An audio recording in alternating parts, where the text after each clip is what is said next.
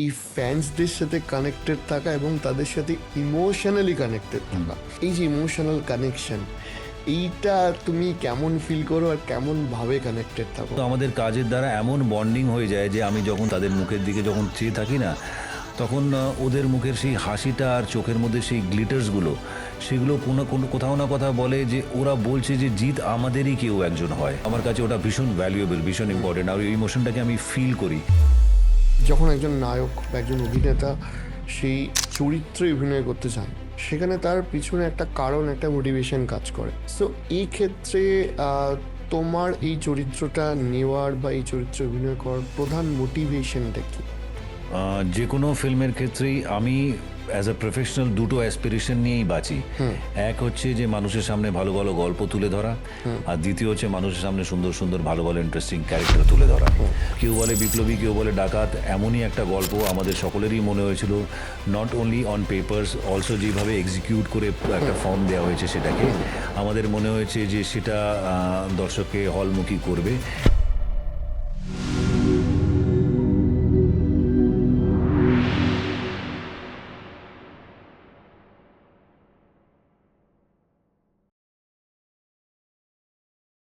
Definitely এই কলকাতা উঠলো বলে আমি তোমায় জিজ্ঞাসা করি যে তোমার মানে আমিও ব্যক্তিগতভাবে মিট করেছি এবং আমি বহু তোমার ফ্যান্স ক্লাব দেখেছি। এই ফ্যান্সদের সাথে কানেক্টেড থাকা এবং তাদের সাথে ইমোশনালি কানেক্টেড থাকা,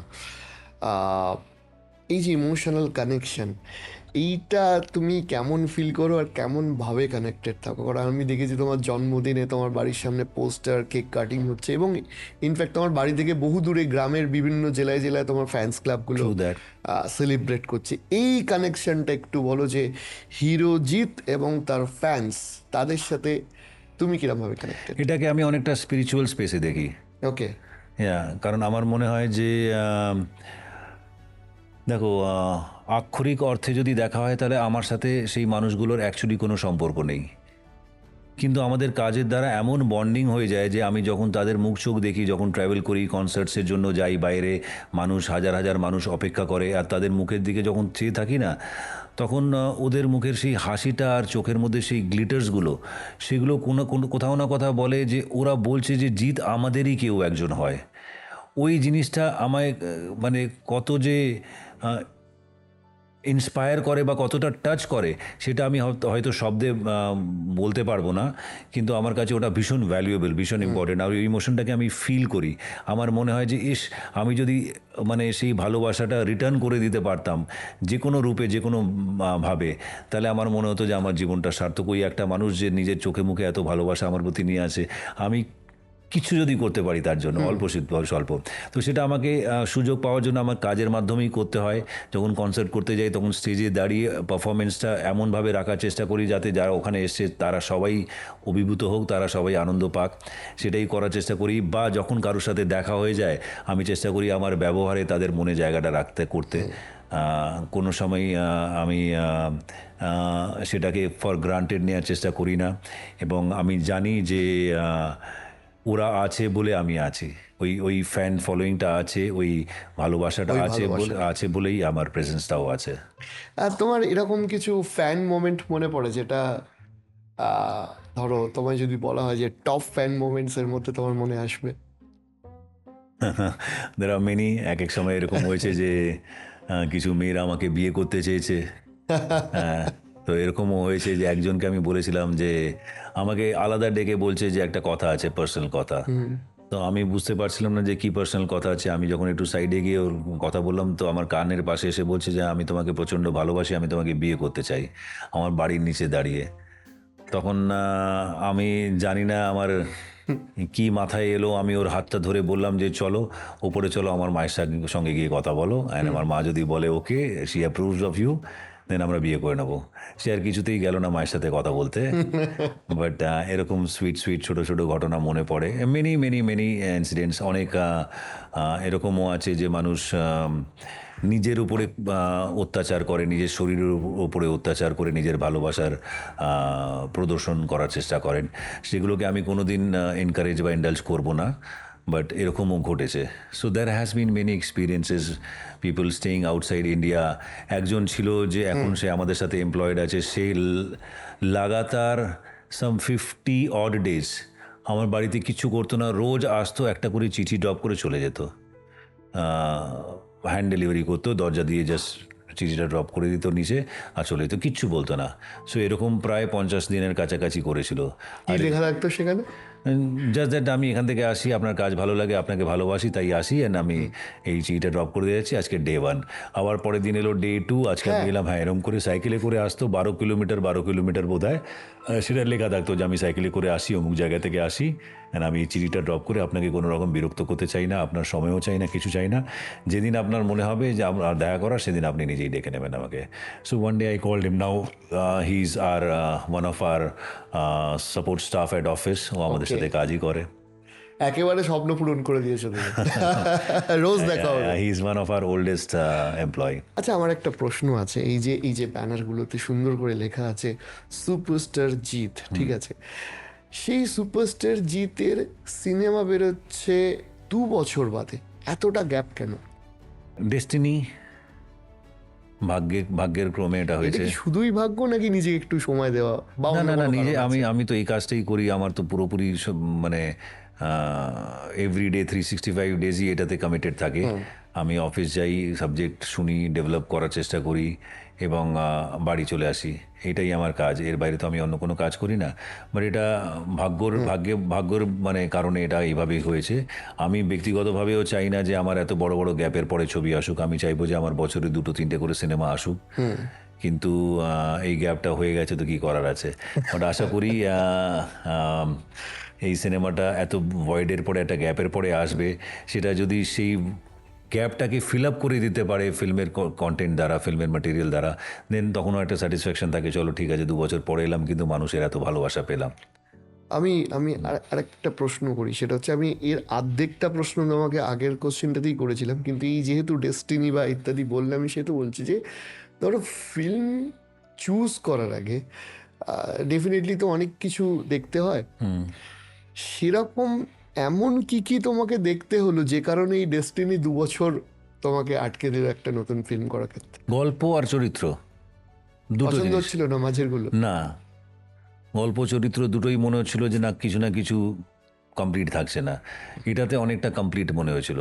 এটাতে মনে হয়েছিল যে খুব বেশি আমাদের মাথা খাটাতে হয়নি to develop the things, already developed হয়ে এসেছিল।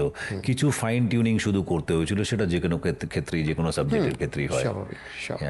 তো এই যে আপকামিং ফিল্মটা আছে সেটা নিয়ে তুমি প্লিজ, কেউ বলে বিপ্লবী, কেউ বলে ডাকাত। এই ফিল্মটা যখন প্রথমবার আমার কাছে পথিকৃৎ নিয়ে আসে, তার আগে 2-1জন আমাকে বলেছিল যে এরকম একটা মানুষের গল্প আছে, একবার শোনো গল্পটা। তো সেরকম কেউ গল্প শোনায়নি আমাকে।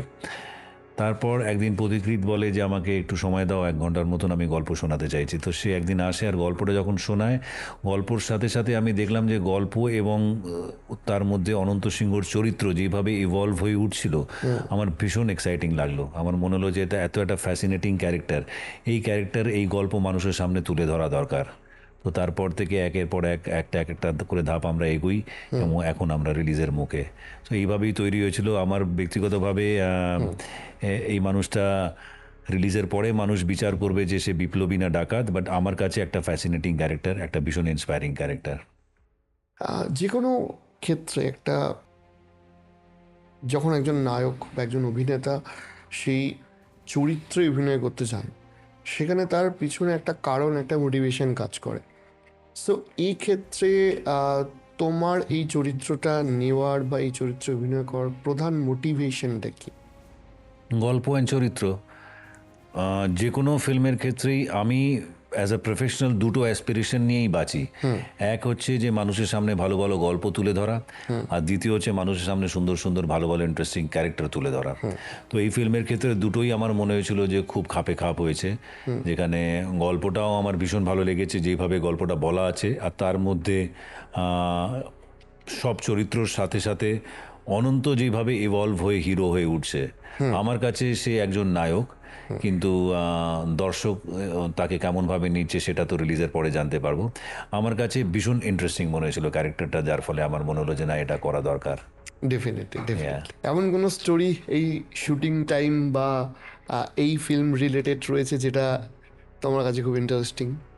পুরো প্রসেসটাই ইন্টারেস্টিং ছিল, কারণ আমরা বিশ্বাস করেই কাজ করছিলাম। যারা যারা এই ফিল্মের সাথে জুড়েছিলেন তারা সবাই জানতেন যে আমরা একজন ঐতিহাসিক মানুষ যার প্রেজেন্স আমরা দেখেছি ছিল, এবং তার অজানা জার্নিটাকে তুলে ধরার চেষ্টা করছি। এবং যখন যখন যারা যারা পার্টিসিপেট করেছে ফিল্মের মধ্যে, তারা সবাই অদ্ভুতভাবে এটার উপরে একটা বিশ্বাস করতে শুরু করেছিল যে হ্যাঁ, আমরা একজন ওই সময়কার বিপ্লবীর কথা বলছি।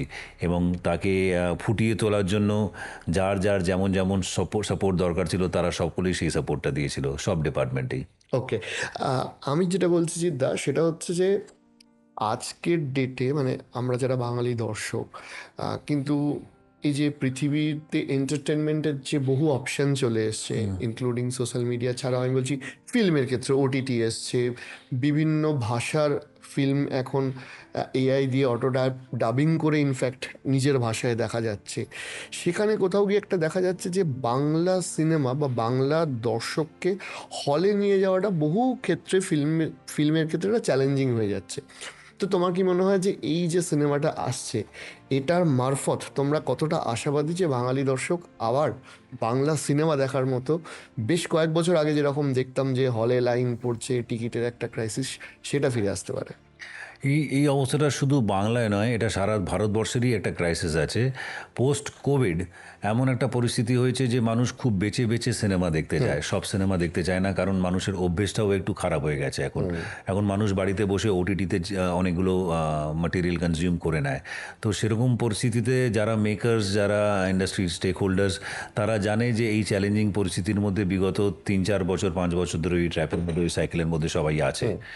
তো সেগুলোকে মাথায় রেখেই এমন ম্যাটেরিয়াল চুজ করা হয়, তাকে এমনভাবে প্রজেক্ট করার চেষ্টা করা হয় যাতে তারা মানুষকে সিনেমা হলে ড্র করতে পারে, সিনেমা হলে টেনে নিয়ে আসতে পারে। তো কেউ বলে বিপ্লবী, কেউ বলে ডাকাত, এমনই একটা গল্প আমাদের সকলেরই মনে হয়েছিল। Not only on papers, also যেভাবে এক্সিকিউট করে একটা ফর্ম দেওয়া হয়েছে সেটাকে, আমাদের মনে হয়েছে যে সেটা দর্শককে হলমুখী করবে, এবং হলে যারা যারা মানুষ আসবেন তারা এই ম্যাটেরিয়ালটাকে পছন্দই করবেন। যেমনটা আমরা ভালোবেসেছি গল্প শুনে বা চরিত্র শুনে, আমার মনে হয় মানুষও তেমনটাই ভালোবাসবে।